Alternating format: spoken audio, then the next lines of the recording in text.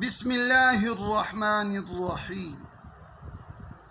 السلام علیکم ورحمۃ اللہ وبرکاتہ۔ سامعین محترم، آج ہم حروفی مفردات میں حرف را کے متعلق بات کریں گے کہ را دو حرفوں کا مجموعہ ہے۔ پہلا حرف را، دوسرا حرف الف۔ پھر را پر زبر ہے، را پر زبر ہے، متحرک را متحرک کے بعد الف ہے، اس پر مد ہوگا۔ مد کے بارے میں پچھلی ویڈیوز میں تفصیل سے بتا چکا ہوں۔ اب اس کے مخرج کے بارے میں بات کرتے ہیں کہ حرف را کا مخرج ہے زبان کا کنارہ مائل با پشت سامنے اوپر دونوں دانتوں کی جڑ کے ساتھ لگے، اس سے را ادا ہوتی ہے۔ اب اس کے مخرج کے بارے میں بات کرتے ہیں کہ حرف را کا مخرج ہے زبان کا کنارہ مائل با پشت سامنے اوپر دونوں دانتوں کی جڑ کے ساتھ لگے، اس سے را ادا ہوتی ہے۔ حرف را حروف مستعلیہ میں سے نہیں ہے کہ ہر حال میں پر پڑھی جائے، بلکہ زبر کی حالت میں پر پڑھی جائے گی۔ جیسے یہاں را پر زبر ہے تو زبر کی وجہ سے پر ہوگی، جیسے را را را۔ حرف را کے بعد حروفی مفردات میں حرف زا ہے۔ حروفی مفردات میں حرف زا ہے اور حرف زا بھی دو حرفوں پر مشتمل ہے۔ پہلا حرف زا، دوسرا حرف الف۔ اس میں بھی حرف را کی طرح پہلا حرف پر زبر ہے اور یہ بھی را کی طرح الف مدہ ہے۔ الف مدہ کا بیان پہلے ہو چکا ہے اور اب بات کرتے ہیں ان کے مخرج کے بارے میں۔ حرف زا کا مخرج ہے زبان کی نوک سامنے نیچے والے دو دانت سامنے اوپر والے دو دانتوں کے اتصال سے ادا ہوتا ہے۔ بعض لوگ زا کے بجائے سین ادا کر دیتے ہیں، زا کے بجائے سین ادا کرتے ہیں، جیسے پڑھ لیتے سا سا، جو کہ غلط ہے۔ زا ادا کرنے کا صحیح طریقہ یہ ہے زا زا زا۔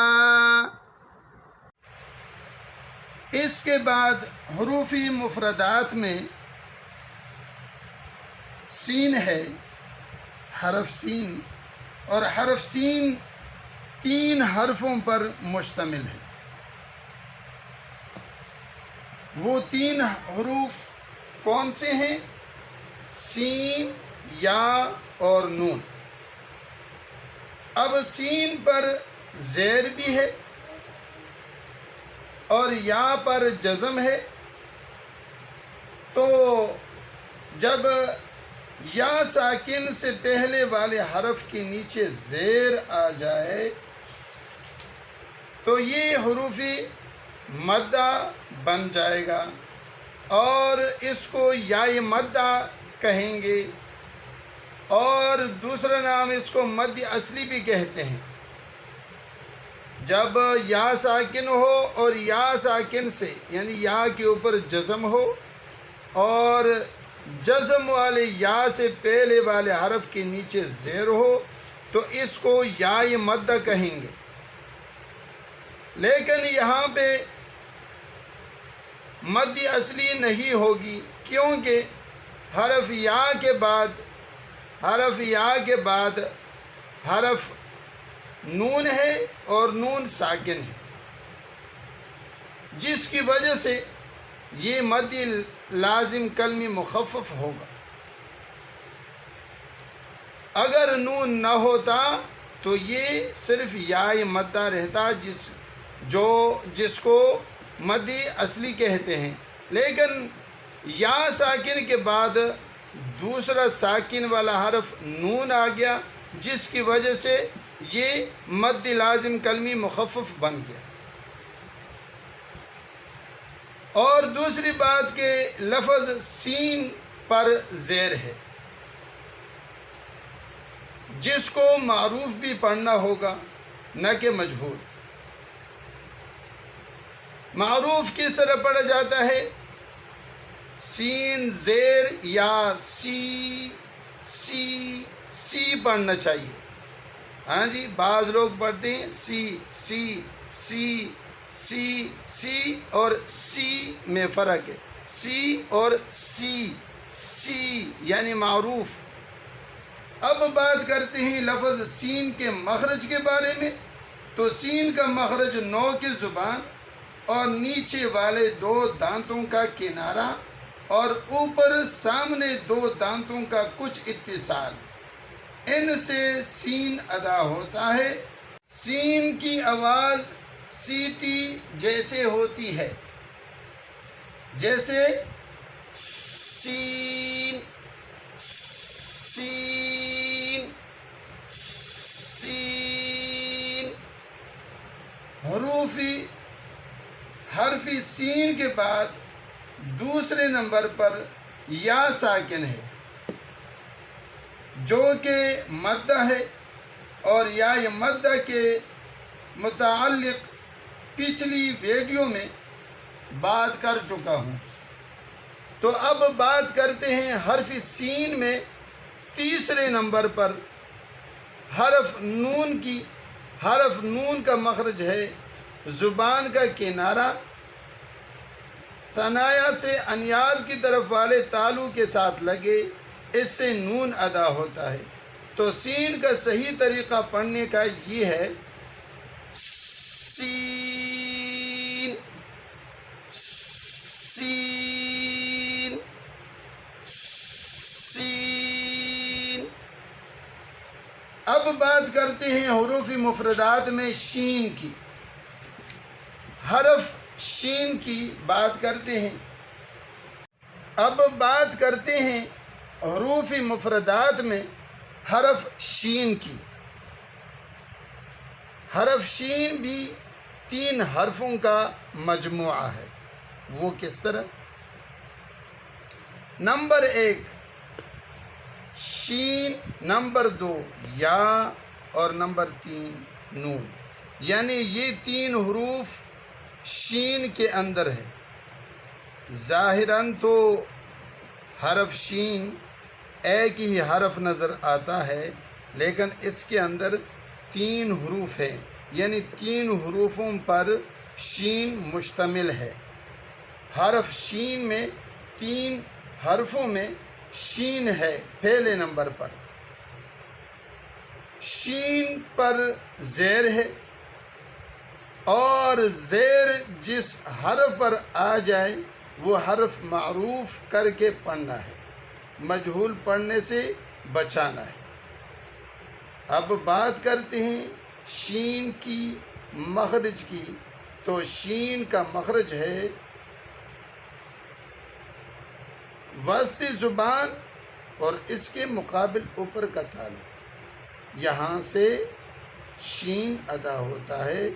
شین کے ادا کرتے وقت پہلے وسطی زبان کو وسطی زبان کے مقابل تالو سے لگائے، پھر شین ادا کرے، پھر صحیح ادا ہوگا، جیسے شین شین شین۔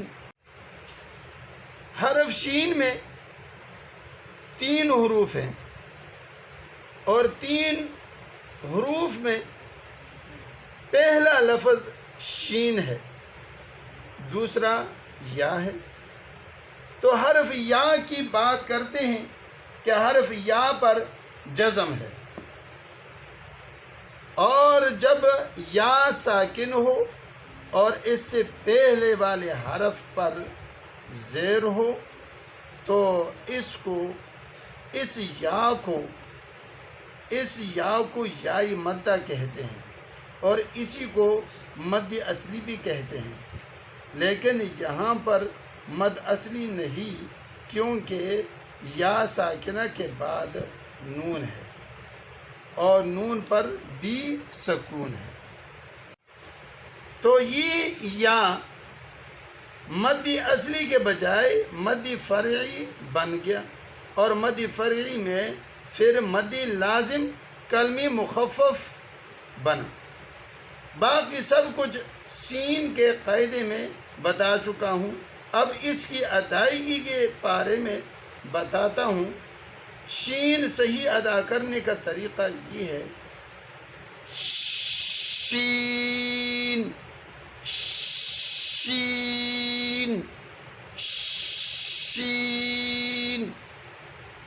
ناظرین، اگر ہماری ویڈیو اچھی لگی تو سبسکرائب کریں اور شیئر کریں اور لائک کریں، تاکہ باقی لوگ بھی فائدہ اٹھا سکیں۔ جزاکم اللہ احسن الجزا۔